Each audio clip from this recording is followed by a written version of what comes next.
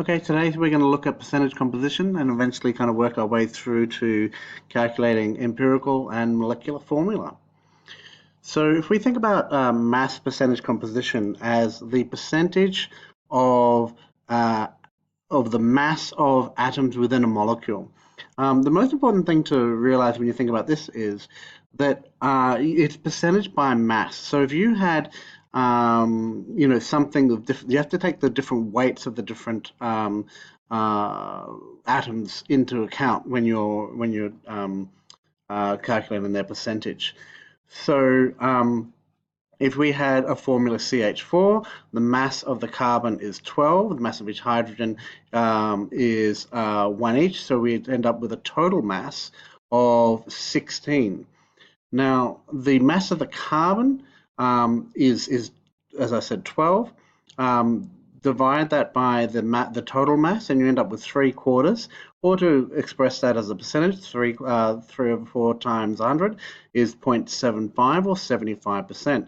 The mass of the hydrogen, however, because there's four of them, is 4 divided by the total mass, which is 16, or 1/4. 1/4 or 1/4 divided by 100 is 0.25 or 25%.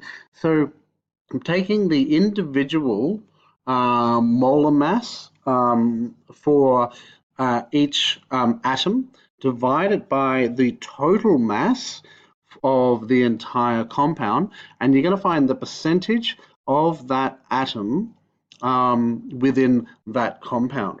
And this kind of relates to well, here's a few steps, I think, as it's strictly expressed. So write down the formula of the compound using the list of relative atomic masses from the periodic table. Work out its formula mass. Write down the mass of each element you want as a fraction of the total. Multiply each fraction by 100 to give the percentage, and it's expressed here as well. Um, uh, the relative formula mass there. Now, one thing I want to talk about is that this relates to the law of percentage composition. So, law of percentage composition states that every pure sample has exactly the same composition. So that means no matter where you find it, methane molecule always contains one carbon atom and 4 hydrogen atoms, and that these are always whole number ratios. So you can't have a quarter of a carbon atom or a 7/8 of a carbon atom. So when you're doing these calculations, if you end up with a weird percentage or a weird calculation, then you need to think that you probably did it wrong. The next, you can also go the other way. So imagine rather than being given a formula and figure out the percentages, you can be given the percentages and being asked to calculate the formula. Before I show you that, though, I need to explain the difference between empirical formula and molecular formula. The molecular formula is the true number and type of atoms in a molecule. So if we look at glucose, C6H12O6, that's actually how they are. In a glucose molecule, there are 6 carbons with 12 hydrogens and 6 oxygens kind of branching off that glucose. Now, well, it's kind of a ring structure, but anyway, it doesn't matter. There are 6 carbons, 12 hydrogens, and 6 oxygens. But if you were to express this in the smallest common number, smallest terms number, you could express that as 1, 2, 1, couldn't you? Which is how it's expressed here as the empirical formula. 1, 2, 1. That's the lowest common multiplier, isn't it? So propane, on the other hand, is C3H8. There's no lowest common numbers here, are there? So the empirical formula in this case is exactly the same, C3H8. Butane, C4H10, can be C2H5. Naphthalene, C10H8, C5H4. Sucrose, C12H22O11, again, that's the lowest, so it has to be the same. Octane, C8H18, could be, each of them can be divided by 2 to make C4H9. Okay, so why would you want this empirical formula? Well, you don't really. Sometimes the empirical formula is all you can get. So it's not a desirable formula, it's not really what you want, but sometimes it's the only information you can have. So here's an example. This is a calculation you might make. But imagine the question is something like there's an unknown substance of sodium, carbon, and oxygen, and through using a mass spectrometer, we find out that 43.4% of the substance is sodium, 11.3% of the substance is carbon, and 45.3% is oxygen. Well, what we can do is we can imagine or like suppose for a second, in order to figure out the ratio of these to take into account the masses, we imagine that we actually have 43.4 grams. Okay, 11.13 grams and 45.3 grams. The reason we do that is if we can imagine it as grams, we can then divide it by the molar mass to have the number of moles. Because remember, mass of a molar mass will give you the number of moles.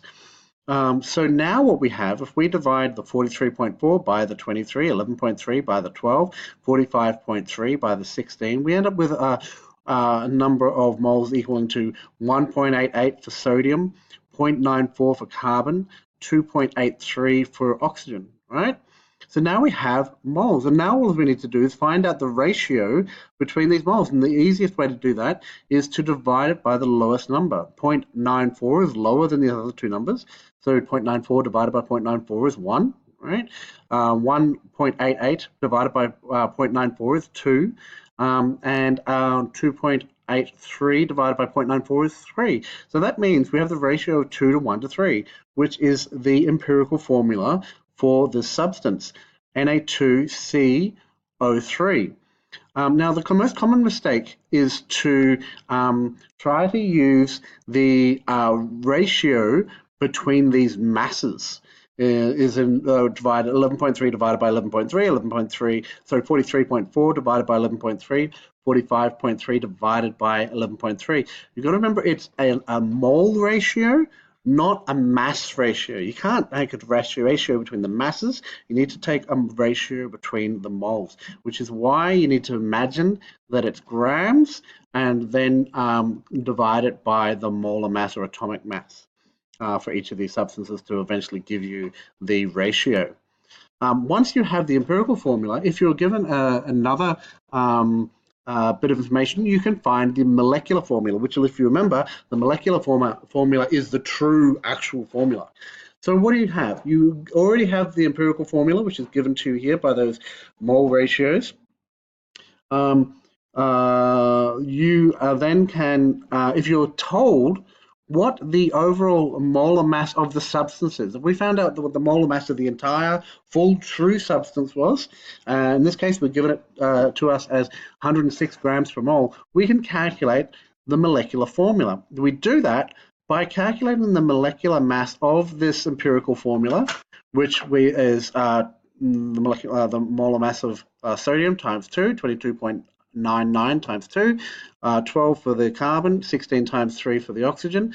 That means the molecular mass for Na2CO3 is 106 grams per mole. We then divide the molecular mass of the empirical formula by the molecular mass of the entire substance by each other. And in this case, you'll notice that they're the same. Right? So we end up with 106 divided by 106 equals 1. We would then times each of these atoms by that number. So 2 times 1, 1 times 1, 3 times 1. And in this case, of course, it's ending up as being exactly the same. In this case, the molecular formula is the same as the empirical formula, but often it doesn't end up that case. This number here might have been a 2 or a 3, and in that case, it would be 2 times 3, 1 times 3, 3 times 3, and you'd end up with a very different number. But in this case, it ends up being exactly the same. Have a go at the questions below, and I'll see you in class.